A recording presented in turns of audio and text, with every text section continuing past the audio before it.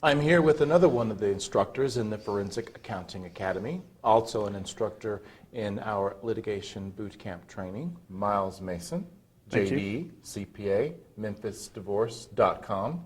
Thank you, Miles, for spending some time with us here. Thank you. So tell us a bit about your practice, your experience, and how you became involved with financial forensics in your work.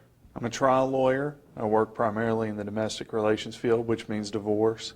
I spent a lot of time in the courtroom. I spent a lot of time in the courtroom working with forensic accountants and business valuation experts. Before I became a lawyer, I was a CPA. I enjoyed the financial issues and working with experts. So what do you bring to this training that's important and unique? Forensic accounting and business valuation is very technical. The issues can be very complicated. Learning that craft is a long process. Along that way, people sometimes lose sight of the fact that it's all for the courtroom. It's all for the courtroom. And so what I bring is the perspective from the trial lawyer. What is the trial lawyer thinking when reviewing a report, when taking a deposition, or preparing a direct or cross-examination? What are some of the techniques and tools that you talk to your students about?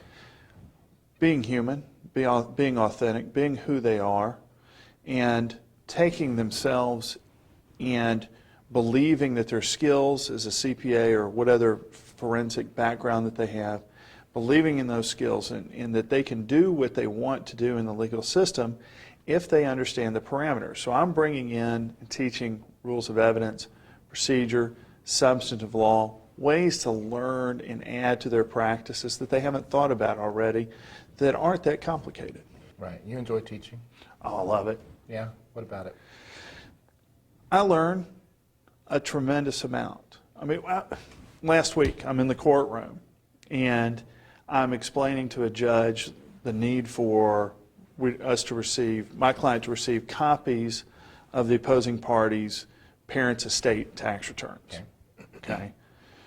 My judge has no background in anything financial. And I saw his eyes glaze over when we mentioned the phrase estate tax returns. Mm-hmm. Well, I had to explain to the judge how important getting valuations that were done as part of the estate tax return into evidence in this case, how it's legally relevant. And so regardless of whether I'm teaching, I'm also learning from the students. How do they react? What do they think is important? I gain a perspective as an instructor that I would never get just as performing law in the courtroom. So it just adds a whole new dimension to my practice. Very nice.